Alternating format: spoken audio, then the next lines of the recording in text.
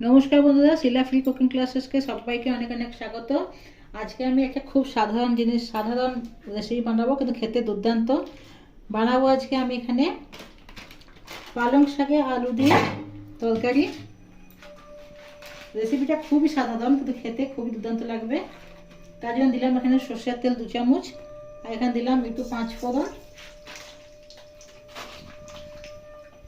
ফোড়নটা ফুটে যাওয়ার পরে আমি দিয়ে দেবো দুটো কাঁচা লঙ্কা, অল্প একটু রসুন কুচি, অল্প একটু আদা কুচি, একটু নাড়াচাড়া করে নিয়ে দিয়ে মধ্যে একটা বড় পেঁয়াজ কেটে রেখেছিলাম কুচি করে, তাকে দিয়ে দিলাম। পেঁয়াজটা অল্প একটু ভাজতে দেবো।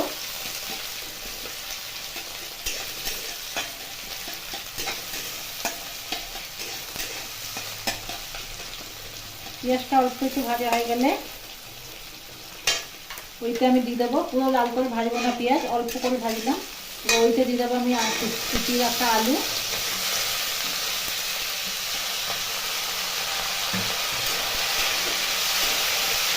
এবার একটু অল্প লবণ,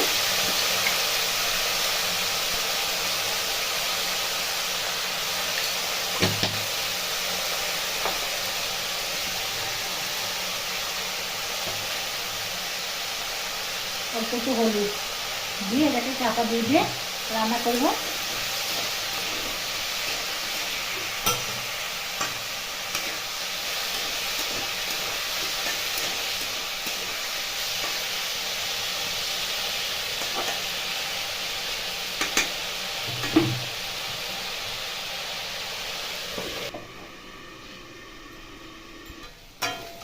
দেখুন আলুটা এখানে মোটামুটি সেদ্ধ হয়ে গেছে।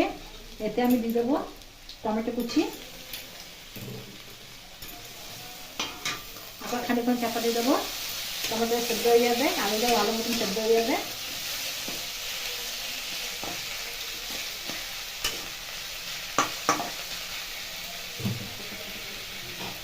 এর মধ্যে আমি এখন দিয়ে দিচ্ছি অল্প ধনের গুঁড়ো, অল্প জিরে গুঁড়ো 1 চামচ,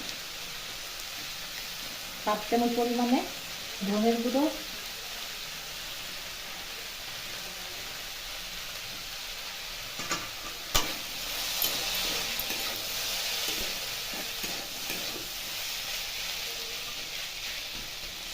এবার টমেটোকে নরম হওয়া অবধি চাপা দিয়ে দিচ্ছি।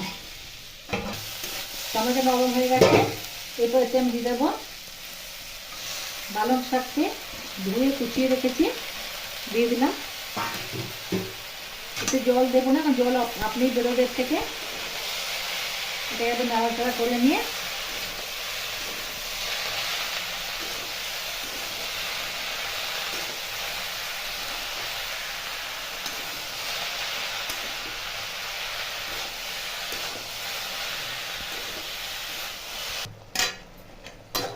শাকের থেকে জল বেরিয়ে শাক আলু সব ভালো মতো সেদ্ধ হয়ে গেছে। এবার অল্প একটু চিনি দিয়ে দেবো। চিনিটা পুরো অপশনাল, যার ভালো না লাগে চিনি দেবেন না, কিন্তু শাকে চিনি দিলে ভালো লাগে। আর নামাবার সময় 1/2 চামচ ঘি দিয়ে দিচ্ছি। আপনার এই জায়গায় বাটারও ব্যবহার করতে পারেন। আমি লঙ্কাগুলো দিইনি, যা প্রয়োজন পড়বে লঙ্কাগুলো দেওয়া যাবে। এটা আমি লঙ্কাগুলো দিইনি, কাঁচা লঙ্কা দিয়ে রান্না করেছি।